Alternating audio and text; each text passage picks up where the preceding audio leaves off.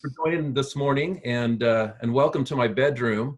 Probably like all of you, you're now having people and coworkers and maybe customers see you in a new environment. And so I have found that working here out of my bedroom has kind of turned out to be my workstation of choice, except on days when it's warm. When it's warm, I like to be outside sitting on my patio, and that's where I prefer. But it's still a little chilly this morning. There was a few days last week that working outside was ideal, but we're a little cold again.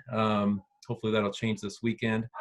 And then I'm kind of navigating everything. Matter of fact, as I'm saying that, I've got a dog, a neighbor's dog barking there, so I better shut my window a little bit. But so we've got all the changes going on. We've got kids. We've got pets. We've got all kinds of different things. We're trying to figure out how we work in this new environment.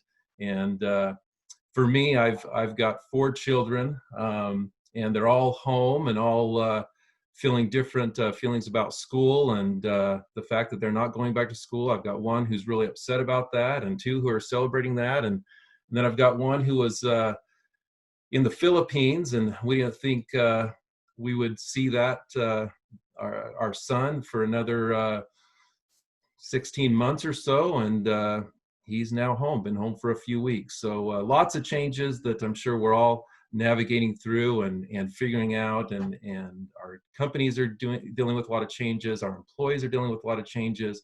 And then, of course, we put earthquakes on top of that, and we've got a lot of uncertainty and a lot of new experiences to try to navigate through. So, even before COVID-19, of course, mental health related issues have become significant. And certainly the life challenges, the struggles, the things that we deal with on a day-to-day basis can really cause a lot of difficulty, can cause a lot of distress. As you're leading your teams, your employees, they're all dealing with challenges and difficulties in all shapes and sizes, of course. We've known that 1 in 4 employees are going to have a significant life issue each year. Utah has been the highest in the nation as far as mental health related issues at 24%.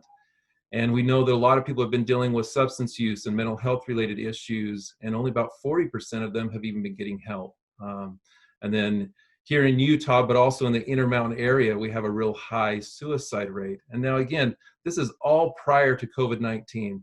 So now you add COVID-19 to all that, and you add earthquakes to that, and all the uncertainty that comes with all that. And of course, all these numbers are being impacted significantly with more concern, more distress, and uneasiness that employees are navigating through. This is just a little map of kind of what is going on with suicide deaths across the country. You can see if you're here in Utah, we are 6th in the country at that. But again, you can kind of see where the red outline is there, and those areas that seem to have the highest numbers.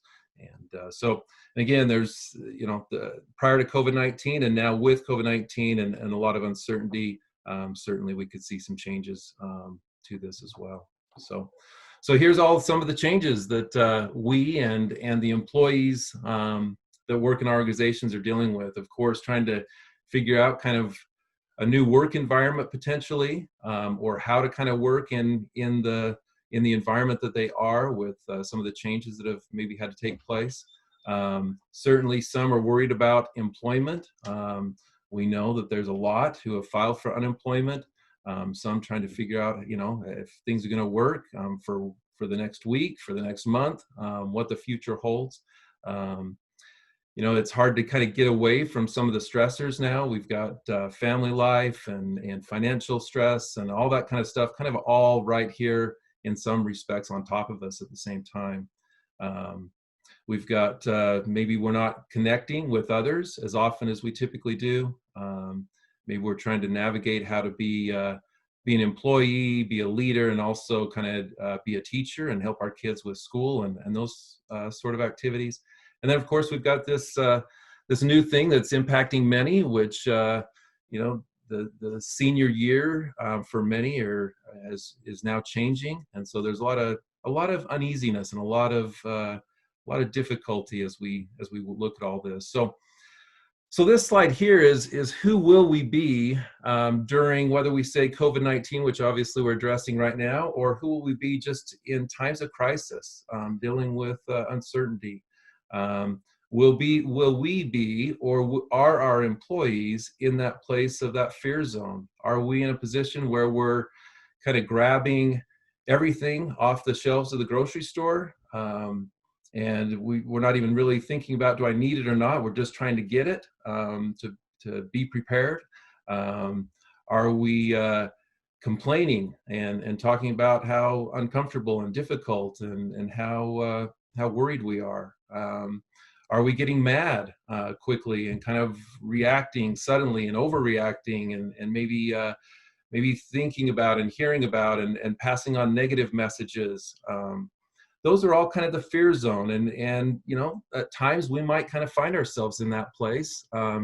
We may have employees that are in that place of really experiencing a lot of fear, and certainly our role, and we're going to get into kind of the specifics there with us as leaders, is how do we help with that? Of course, then we've got this middle area here, which is more the learning zone. So I start to give up what I can't control. We learn that, okay, hey, I'm going to kind of focus on the things that I can have some control over, and kind of let go of some of those things that I can't do too much about.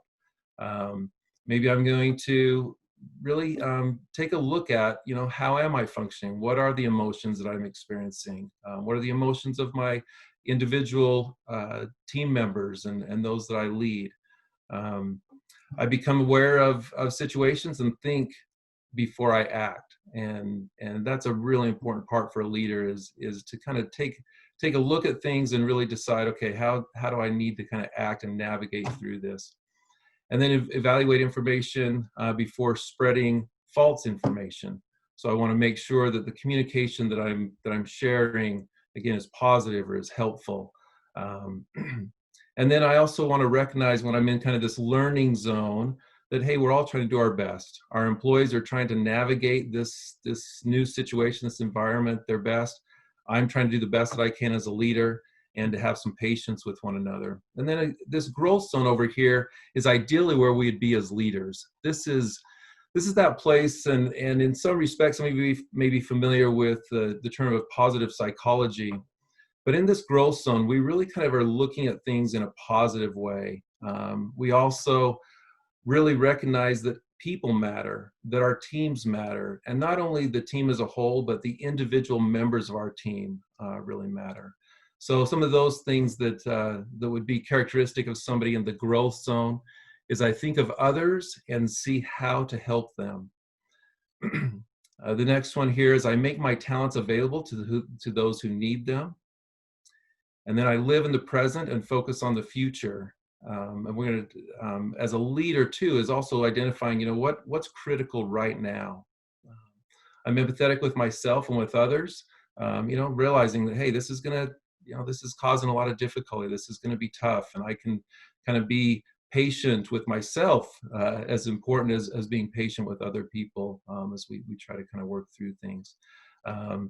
Having a lot of gratitude and appreciation for others.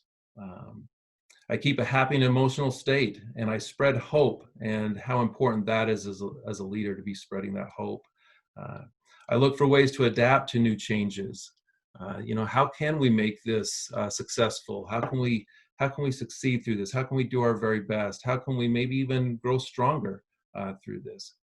And I practice quietude, patience, relationships, and creativity. So those are all some really important things for us to look at. And again, deciding where we're at. And again, we may change from time to time. One day we might be a little bit in the fear zone as we maybe had that earthquake happening again yesterday, or the aftershock, and feeling like, gosh, what does this mean?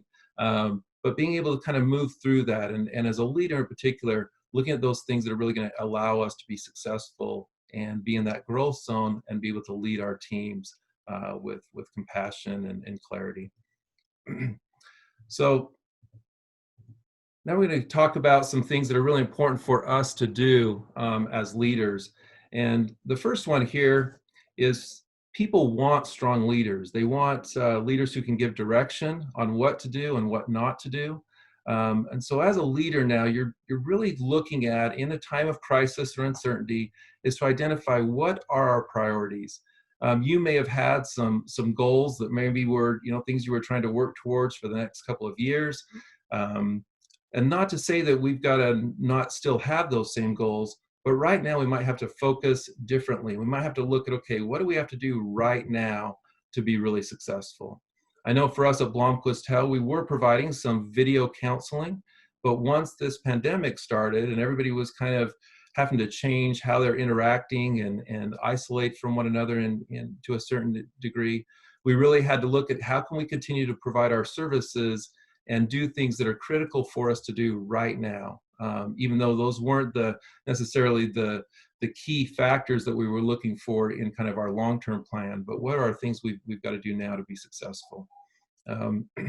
Clarify for employees of what we need them and want them to do, and kind of the role that they're going to play, how they're going to be instrumental in making all of that happen and helping the organization to go forward and accomplishing the task at hand.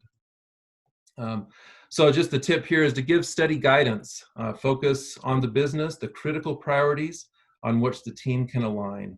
So the next one here is to establish new ways of working, and we've all had to kind of figure that out and figure out, where we're going to work from. You may have some employees working remotely. You may have some other employees coming into the office, and trying to figure out how do we adjust to these new environments, and how do we, as quickly as possible, create a way that we can still be productive and we can try to get to an area where it's working for us, whatever that new work environment is. As I kind of did in the beginning of the presentation, I shared a little bit of my surroundings, and that's really important for all of your team members, if they are working remotely, to have a chance to kind of share what their surroundings are like. So that even if you've got a team that, hey, we've worked together for a long time and we know each other very well, this new environment or working remotely might be new, and being able to connect in that way and being able to learn about what are the surroundings of each of our employees, what challenges do they face, what are the experiences they're going through in this new work environment. That can be really helpful to continue to build and strengthen the team and create even stronger relationships. And so in your next meet, I would encourage you to just take a few minutes. Obviously, if you've got a huge group, that's going to be difficult to do. But if you've got a reasonable size group, you can certainly say, hey, let's just talk about kind of our surroundings and what we're finding with that, and maybe what the challenges are that you're dealing with there. Talk about talking. During times like this, you cannot talk too much. Communication is key. And as a leader, if you can establish ongoing, regular updates, communicate frequently, making sure to get information out is so helpful. And at the same time, we need to be a little bit careful of how we're getting that information out. I would encourage you to do more stuff through means like this, utilizing Zoom, picking up the telephone, those types of things. Sometimes we can certainly all get a little bit of become overwhelmed with the number of emails and that form of communication. But it's essential during times like this to keep communication happening and everybody talking, and then take stock. Look at how are we doing, not only as an organization or within your respective departments. Really identify how is each individual employee doing. Talk to the individual employees in your one-on-ones. Ask how employees are doing.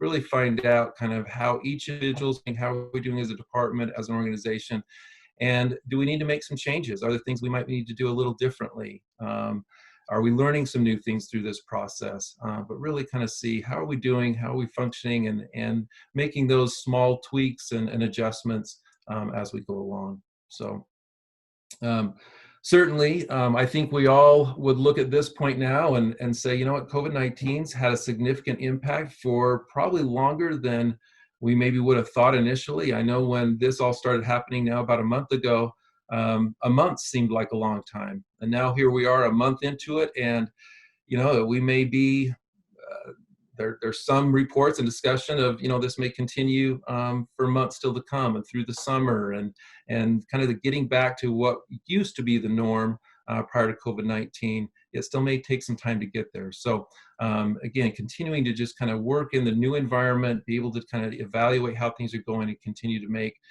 make adjustments as appropriate is critical in that aspect. The next one here is engaging during times of uncertainty. It's so important for us as leaders, as we were just talking about, to communicate and just continue to stay connected with our team members. It's really important to look for that silver lining. For us, again, looking at Blomquist Hell, we have certainly seen some things that, as unfortunate as many things are with this situation, and being that we're living through a pandemic, at the same time, we've been able to become better in certain things. There are things we're doing now that are going to help us in the future when things do get back to a little bit more of a life of normalcy. So look for those silver linings, look for the positive. And then another really important thing as a leader is to maintain a sense of calm. You are the one that your teams are looking to. And so being able to be calm, being able to be positive, being able to express hope and that, hey, we're going to be able to get through this. And now at the same time, for us as leaders, we may not always feel calm. And so we at times need to kind of take a step back. Maybe we've got to kind of get ourselves kind of through certain challenges so that when we are with our employees, we can certainly represent that state of being calm and things are under control, and we're gonna get through this. And if you're in a place or finding at times you're in a place, make sure that you've got support systems. Making sure with maybe it's with other leaders, or maybe it's with a support, a friend, or somebody that you can really kind of talk through your own concerns with. Certainly utilizing Blomquist Hell and talking with a therapist or who can provide some consultation as you kind of try to get to that place that you can feel really at peace with things to represent that to your team.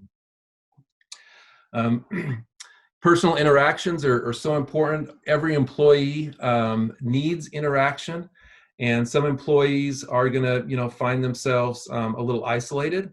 And maybe if they're now working remotely, they might need more connection. And so just continue to emphasize the communication and do that in a personal level as well. And then keeping everyone in mind. Sometimes as a leader, depending on the size of our team and the responsibilities of different members of our team, we can kind of forget some of the employees. And so I'd encourage you to keep a list, even a list in front of you of all the employees that you maybe have responsibility for. Maybe all the employees in your organization, obviously given to a certain size, where you can do that, but keeping a list and kind of evaluating on a daily basis, how well am I connecting and staying in contact with such and such employee? And if you find that, hey, this employee, I don't think I'm connecting enough, then certainly making sure to do that. And also looking at, how can I include everybody in various opportunities, responsibilities, continuing to share information so that everyone's included in that, and not just, maybe 10% of the employees that continue to kind of be included on new ways of doing something or a new opportunity, but look at other employees who can stay engaged and add to the benefit of the organization. Ask emotionally based questions in your one-on-ones. So continue with your communication, but ask questions such as, how are you doing? How's your family doing? Anything I can do to help you? I mean, all of that stuff is so important during a time like this, that there is that kind of higher level communication and connection than just the task at hand. And then maintain and amplify team rituals. If you have rituals as an organization, continue to do those things. If you on a Friday would have lunch together as a team, then I would encourage you to continue to find a way to have lunch together. Now that may be done virtually. Maybe you all grab some lunch and you all sit like we're doing here behind a computer with your video turned on and enjoying that conversation that you would have had back when you could meet together. And so continuing those types of things. And there's a lot of great things that are happening within different organizations to maintain and keep those rituals going. So I encourage you to do that. co-created a communication plan. So with your team, talking about, okay, how are we going to continue to get the information out? How are we going to continue to identify and make the necessary improvements and changes? Who's responsible for what? And making sure that everybody kind of knows, is contributing to the process, and also knows who to go to with certain aspects that maybe need particular attention. And then the last thing here, but certainly not the least important, and maybe is the most important, and that is making sure that you take time for yourself, take care of yourself. Leading has never been easy. During times of crisis and uncertainty, leading and leadership is even more challenging. And again, you got to take care of yourself so that you're in that best, most effective place, both mentally and physically, so that you can lead and be that example to the team. So the next one here is leading with empathy. And so, you know, everybody gravitates to those who have some empathy for other people. And empathy creates a magnet for relationships. Relationships are key during times like this. Relationships may be different, certainly maybe through a video, but they are key as we navigate through these things. And being able to have empathy for the employees, understand that the challenges they're facing, maybe the fears, the worries that they're experiencing, you know, those are all real, and being able to be patient and understanding with all of those types of things. Really being able to listen to your team. Again, the biggest part of communication is to be able to listen, not to be always talking. And so being able to see and understand how people are doing. This can create an opportunity to even get to know your team in a better way. As I mentioned, in some respects, you're seeing into environments with your team that may be giving you new understanding about them. And but getting to know each other can be really helpful during all this. I would also encourage you. A lot of us, you know, we have these video meetings now, and oftentimes we turn our video off. And I would encourage you to lead your team with turning your video on, and encourage your team members to have their video on. That allows us to stay more connected when we can when we can still be seeing each other. It also allows us to stay focused and on task and not be distracted.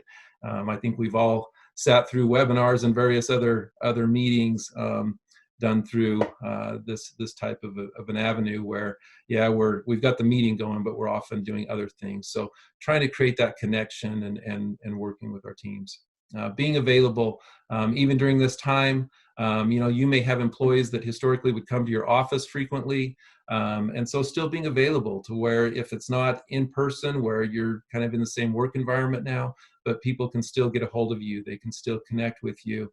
You're still there to help them with questions that they might have. So thinking about remote employees, I think we're probably, if you're working from home, you're probably trying to figure out and navigate through this. And that is, when does my workday begin and when does my workday end? I know for myself, like I said, having a little card table now set up here in my bedroom, I can just kind of work at all times. And so I know even just last night, my family was starting to have dinner, and I came back up here to do some more emails and things like that. And they said, "Hey, where'd you go?" And I said, "Well, I had a few more emails I wanted to take care of." And again, so we need to respect the boundaries and the situation of all employees, and particularly those employees who are working remote, that we really do help kind of establish, you know, kind of our work day and routines, and kind of have that separation and that time away from work, even though it's difficult because it's not a different place, or we didn't have to drive to get to it, so to speak, but helping employees be able to do that.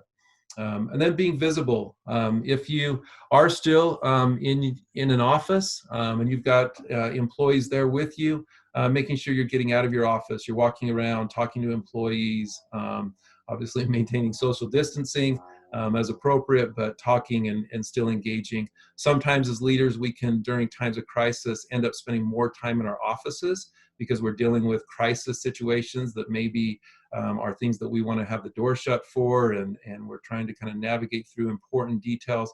and all of that's still necessary, but also make sure that you're getting out, you're talking, and again, if that's in person because you're still in an office environment or environment where people are working, or if it's through remote ways to communicate and stay connected. And then the last one here is be the example. Be the example to your team of how to move forward, how to be positive, how to make it through this, and be successful. So I already kind of mentioned this here, but just you can't over communicate. So have communication happening all the time, and even if it's gosh, I don't think we have a whole lot to talk about. Making sure that there's avenues to just continue to connect together, to just even open it up for discussion, what's on the minds of the team members, and just keep communication happening on a very frequent basis. Here's some other things to help us better communicate, and ways to kind of take our communication even a step further, and in a way that can be even that much more appreciated. As a leader, writing a handwritten note, if you've ever received a handwritten note from somebody, it means even a little more than what it might be by somebody just saying something, or certainly an email message. So, taking a moment to write a handwritten note to a team member of some awesome things that they've done as they've kind of helped the organization through this uncertain time. Picking up the phone and dialing. And just picking up and saying, hey, I just wanted to check in with you. I wanted to see how you're doing. I just want you to know how much we appreciate, or I appreciate what you're doing. That just, again, that just goes such a long ways for our employees. It would go a long way for us personally when somebody does that for us, or a supervisor that we might have connects with us in that way. As mentioned a minute ago, ask me interesting and meaningful questions. Really try to connect with the members of our team, with the individuals we're working with, and then for ourselves to be open, to be honest. Sometimes as a leader, we're maybe not as open and willing to answer questions, but it's okay for us to kind of just share some of the things that we're dealing with, or how things are going for us, and that creates that real personal connection, and that we're all human, and we're all in this together, and all going through challenges together. And then, as I mentioned, turning the video on, that just improves the communication and the attention of the members. And so I encourage you to do that with your team members as you try to have these frequent opportunities to connect. Again, opportunity to reach out with others and connect to others. Sometimes with this, and some people might be in situations where they live alone. They may not have a lot of social interaction even prior to COVID-19. Now, obviously, it could even be far more significant. So finding ways to create communities, to create teams in new ways, and certainly using technology can be a part of that. Even just joining these webinars and things like this, and seeing that, hey, I'm a part of some discussion, and part of a large group of people getting together. All of that kind of stuff can help us be able to feel connected and not feel isolated as we go through these things. Helping and encouraging employees to create an effective remote workspace. For myself, I've kind of had 4 different places. I mentioned my bedroom now. I've also mentioned the patio, which that's, like I said, kind of my place of choice if it's warm enough. But I've also tried to work from the kitchen table. That didn't work really well with my kids trying to do the things that they were doing. I also had a friend who gave me some space just kind of just outside of my neighborhood, which was fantastic. But it was just a really small space and no windows, and it was just adjacent to a warehouse, and so it got a little bit cold in there, and that has worked. And so periodically I'll go over there, but it's not ideal for me in all respects, because I feel pretty lonely in that environment. So kind of figuring out the workspace, and maybe changing it around a little bit, and getting comfortable, or moving to a new place if you're starting to kind of get uncomfortable in a particular place. Knowing when to log off. Kind of mentioned this with working remotely. It can all of a sudden consume us, and we can be working around the clock. And so being able to take those time to log off, encourage our staff, those that we supervise, to be mindful of that, to work hard and be productive and those sort of things, but also to take time away from it, get away and do other things as well. So.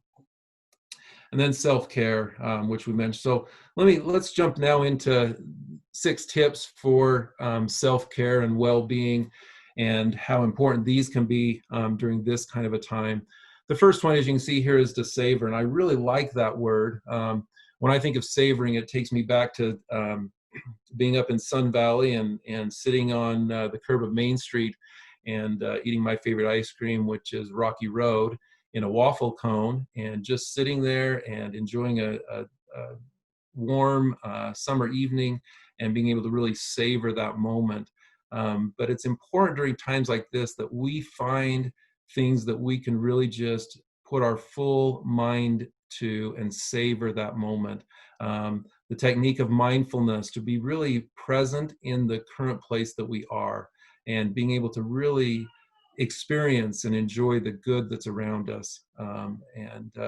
So being able every day to find those little moments where we can just kind of really soak in the experience, the joy of whatever that particular experience might be, trying to avoid being distracted and thinking about other things that we need to worry about or get to, but having those times. To be able to meditate a little bit, to be able to use our 5 senses to really be able to appreciate those again. And they just may be, brief moments of time. I know in my family, we're trying to get together every evening. So with my wife and my 4 children, and we just talk for a little bit. And I'm really trying to savor that time as we're together, and as we just kind of unload a little bit and laugh together and just try to enjoy a few minutes of connecting. So the next one there is to thank. The more we can express gratitude, that increases our happiness level by 25%. So during times like this, we can certainly become overwhelmed with the negative and the difficult. And so keeping track of things that we really are grateful for, writing gratitude letters, keeping a gratitude journal, things like that can be so helpful to remind us of really some great things and good things that we have.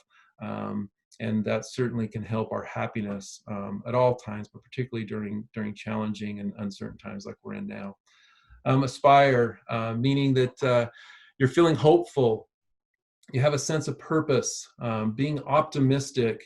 Again, having empathy and being optimistic and those types of things, those are magnets to others. And certainly we want to have relationships and be connected with other people. To do that, we might have to minimize our interaction with social media and with the news, because most of what we see there is not positive. And it might be important to certainly stay up to kind of what's going on, but maybe we limit that to a certain number of times a week or a certain amount of time each day, so that we really can be hopeful and positive and not overwhelmed with the negative. Next one there is to give. Giving acts of kindness. This increased our happiness by 42%, and it also delays our mortality. That says morality. It shouldn't say morality. It's mortality. But the more we can give to others, it really helps us be able to feel connected, to feel happiness, to feel joy as we support and strengthen others. And that can be done in so many different ways, whether it's giving just in communicating appreciation or giving a gift. All of those things really help us to be grounded and feel better about our situations. It reduces depression. It increases our overall happiness and well-being. Have empathy. Empathy builds those relationships. It also, we've got to have some empathy with ourselves, be patient, realize that, we're not going to do everything perfectly all the time, but that we're going to do our best. And sometimes we'll make mistakes, and we can accept that we might make mistakes from time to time. but continue to move forward, continue to be understanding and empathetic to what others are going through, and be able to really show and demonstrate that care and concern for other people, and wanting to communicate that, hey, you matter, people matter, and we want to continue to feel that and strengthen each other through that feeling. And then the last one here is to revive. We've all got to take that time to kind of renew ourselves, and those can be done in some basic ways that we're all very familiar with. Those are certain things such as our physical health, making sure that we're getting a little bit of exercise, getting outside. Today it's a beautiful sunny day, and being able to be out in the sun with fresh air can be a wonderful thing. Being able to, as I said, exercise, and that can be just taking a walk. It could be, doing certain things that help you feel kind of re-energized, kind of new ability, new strength, and kind of get away from sometimes the routines and the difficulty. Plan your meals in advance, making sure you're getting the proper nutrition, taking care of yourself that way. And then creating a routine for sleep, making sure that you're getting to bed, getting up at a certain time. And if you are working from home, that can be tough. You might be like, oh, I'm staying up much longer, hours into the night. Maybe I'm sleeping in longer, or any combination of that. But it can be really helpful for us if we still kind of create a routine, kind of have a bedtime, a wake up time, and really still try to go through a general routine where we're getting enough rest, but also getting up and getting into some exercise and some other routines that can help us be able to navigate through all this physically and mentally as best as possible. This next slide here is from Martin Seligman on positive psychology. And this is how we put all of this into perspective. Sometimes, and again, you think about this for your employees, you can think about it for family members, you can think about it for yourself. And sometimes we get carried away with the negative. What is the worst possible situation? And sometimes we get caught up in that and worried about that. And so it's okay to allow ourselves to think about that for a minute. Think about, what is that worst situation? What would be the most horrible outcome of this this unknown, this difficult kind of crisis that we're going through?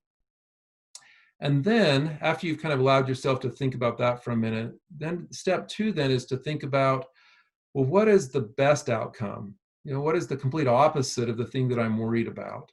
And really allow yourself a minute to just kind of think about and go to that place of the very best situation. And then the third step there is to consider, of all of that, what's most likely to happen. It's probably not the absolute worst that's most likely, and it may not be the complete best, but where do I find kind of what I think is going to happen? And then based upon what I think is going to happen, then being proactive to really be able to work and develop a plan for that most realistic scenario. And when we do that, that can help us. And sometimes we maybe even have to coach employees to think that way. Maybe we have to coach our family members, our children, to kind of think through that exercise, to really be able to take the worry and the fear of that worst situation, think kind of about the positive, but also really then kind of be grounded with, what do we think most likely is going to happen, and how do we kind of prepare and plan for that? Another thing that I want to share with you here is really identifying our life's purpose. And as we look at kind of this whole experience with COVID-19, it's kind of causing us to look at things a little bit differently. We hear often people say, and some people say, I really like this change in the fact that it's really making life kind of back to basics, or things that are simple. Maybe you've got your family all back together, or maybe you're spending more time together. Who knows what all those different situations that each of us are going through are. But it's giving us a chance to kind of reflect and maybe realign kind of what's most important to us. And so Adam Leipzig here talks about 5 different kind of key aspects to this. And 2 of them, as you can see, the who and the what, are the 2 that focus on us. The other three focus on others. And so really identifying, who are you? Now, this is kind of a simple part of the exercise here. Who you are is probably just your first name. So for me, it's Sean, is who you are. And then what do you do? And what do you really love to do? And what is that thing that you feel you can teach somebody else that is your passion, is what really drives and motivates and gives you purpose to life? And so being able to identify with that part. And then once you've identified who you are and what you do, who do you do it for? Do you do it for a few employees that you just appreciate and they mean so much to you? Do you do it for family members, for friends? Who are those people that you do it for and really trying to make an impact? And then what do those people want or need? With what you're doing and what's most important to you, how does it help people? What does it do for them? How does it give them what they're looking for, what they need? And then how does it change or transform them as a result of what you're giving them? As you can see with those two that are about us, the more we can look outward and be looking at how we can connect and how we can help others, and whether that be from a supervisor perspective with the employees in your organization, whether that be from a family perspective and your loved ones at home, whether that be for friends or just the community in general. The more we can identify and give to others and help and strengthen and support others, the more we will find happiness. When we're only kind of looking at ourselves and kind of, well, what's in this for me? That's where we might find a little bit more discouragement. But when we can look about how do I strengthen, how do I help, what's in it for others, how what I do really makes a difference and helps others succeed, that can be so positive and create such a level of happiness and encourage and strength through all of this stuff here. So that's those are the things that I wanted to share with you today. Heather, if there are questions and things, I'm happy to take a little bit of time and answer questions that people might have. And I haven't had any come in, so like we said, you can just type them in the chat or you can just unmute yourself and ask Sean yourself. So whatever you feel comfortable with, you can go ahead and ask him. But I don't have any yet. We'll wait and see if any come in. Give it a few seconds. And like I mentioned before, I will be sending this recording out, so watch for that. Hopefully in the next couple hours, I'll get it out to you. And I mentioned earlier that these are open to everyone, not just employees of companies we partner with. So we want to help out during this pandemic, so anyone can utilize the benefit as far as the workshops go. So you can forward these workshops out to your neighbor, family, friend, whoever you see fit. Okay, we have a couple questions coming in. So they said, you said to ask meaningful questions in interactions with team members. Can you give some examples? Yeah, so meaningful questions can be things such as, just, hey, how are you? How's your family doing? What kind of changes has this new norm created for you, personally?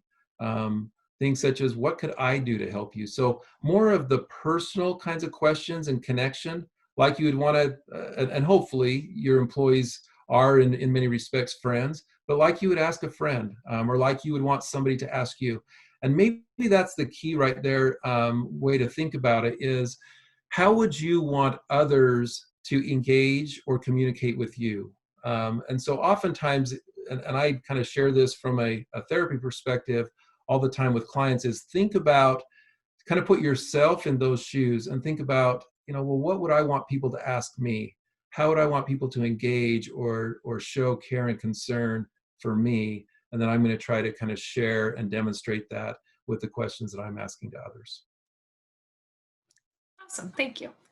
And then someone asked, when trying to reach out to a large team, what do you find the most effective to stay connected? Yeah, so large team and kind of depends on size, right? I mean, large team could get, I mean, even with the number of people we have on this webinar today, over 100 people, that's pretty large to be able to stay personally connected. And so you might have to separate that and obviously have separated that down into who the supervisors are. But then as you're working with the supervisors of that larger team, really making sure that they know these skills themselves. And so your role might be, I'm going to teach my 20 supervisors so that they then are doing all of this really effectively with each of their teams, that ultimately allows us to reach out to our 100 and some odd employees or whatever that size might be. So making sure that's happening, and then just periodically, obviously you're not going to be able to do this daily with all team members if it's a larger team, but periodically then you might, just say, hey, I'm going to check and reach out to so-and-so employee and such department, and just ask them how they're doing. I know that they've got a good, competent supervisor who's leading them and doing some good things with them, and I'm connecting with the supervisor, but just periodically I'm going to reach out to just team members and just see how they're doing, and I'm just going to communicate with them on that personal level and let them know that I care about them, and we appreciate what they're doing. Okay. And then someone asked, how do we prepare to go back to normal? Oh gosh. That's a great question, and I'm not sure I've got a great answer for it. I think what we can do is what we're doing now, which is we're navigating to the very best that we can. And I think periodically, as we're communicating with our teams, we can be asking that question. Again, we don't know how much longer this particular situation or setup is going to last. Maybe it's going to last another few weeks, or maybe it's going to be another few months. But once we do kind of start going back to the routine prior to COVID-19, what's that going to look like? What would that be like? And what are things that we're learning through this process too that might make us adjust that and do that a little bit differently into the future? And so my advice to you on that question is to talk about it with your teams. Have that be an ongoing part of something that you're discussing as a team, and kind of learning from each other and figuring out together, what will that look like when we go back to normal, and what are things that we need to be doing that kind of prepare us and help us kind of be in a place that returning back to some level of what normal is will be something we can do when it's time for that. Awesome, thank you. And then someone said, can you elaborate on talk about talking? I think you had said that. Yeah, I did say talk about talking, and it's really just that. It's the talk about talking. There's nothing really special to that by itself. It just means to talk and communicate a lot. And if you feel like, gosh, I think I'm communicating too much, during times like this, you really can't communicate too much. And so the talk about talking is just, you're talking to keep talking and to make sure that you're continuing to create avenues for ongoing connection and communication. Even if you're just all kind of, hey, we don't have a whole lot to address, but you're just getting together and you're just all available to check in with each other, because we're not in those environments right now where it's just easy to be working side by side with each other. And also we've got a lot of additional distractions and worries that we need to kind of continue to communicate about. Now, all of us as leaders have different levels of comfort with our own, how much we communicate and how comfortable we are with that. And so, the more we as a leader can learn to communicate, or maybe you even, if that's, you're going to maybe support and create the opportunity for the communication, but maybe you've got some other supervisors within your team who even that much better at kind of connecting and creating the connection, the communication with the team. And that's okay as a leader, that maybe you create and support the opportunity for ongoing communication, but maybe you've got other team members and others that kind of keep the ongoing discussion happening and bringing up, and that's just more their nature and personality anyway. That's okay too. but just make sure there's opportunities for ongoing communication. And like I said, you can never over communicate through times like this. Okay. And the next one is, how do you support staff morale when you have some that have to continue to work on the front lines and others that can work from home? Yeah, that can be a challenge for sure. Everybody has different feelings about that. And so I think, and it really goes back to what we were just saying with communication, figuring out ways to make it work to the very best that it can for everyone. Within any organization, we all have different jobs and responsibilities, and some, due to their specific responsibility, might be able to have a little more work flexibility than others. And just trying to be understanding with all of that. You certainly want to try to instill as much fairness as possible, but some employees are going to interpret things as, hey, that's not fair. But you're going to just keeping communication, talking with employees who may be in environments where they've got to be on the front lines.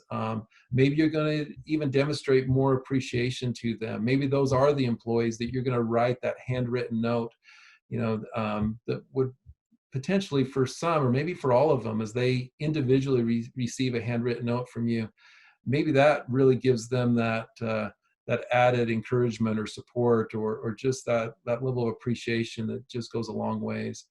So looking at ways that you can do that. Maybe you're going to, maybe you're going to bring lunch in to those employees who are on the front lines and have to be doing certain things, that you're going to treat and provide some things for them to really make them feel appreciated, and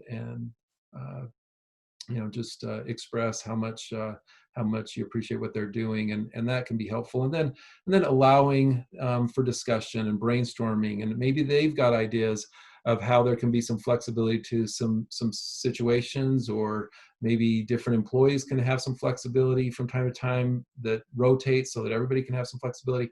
So I think there's a lot of things that can be done, but it does take kind of thinking outside of the box, and does take really listening and communicating for solutions. All right, and then we have one more that came in. So someone said, as someone looking at the budget and planning for revenue decreases and thus cuts to the budget, it's hard to be positive. What do you recommend? Yeah, so true. There are some, and I hope that, as we've gone through this discussion, haven't just painted the kind of with the rose-colored glasses, and not the reality of, there are some real tough things that many of you are trying to figure out and navigate through, and budgets, and you may have to, I've talked to many leaders who have had to lay off some employees. None of that is easy, and I think all we can do is do the very best that we can. We're trying to do it in a way that people matter, our organizations matter, and we want to, we're trying to do what is in the very best interest of the organization, of you know the whole aspect for going forward. And we care about each individual employee, and it's difficult sometimes what decisions have to happen with those employees.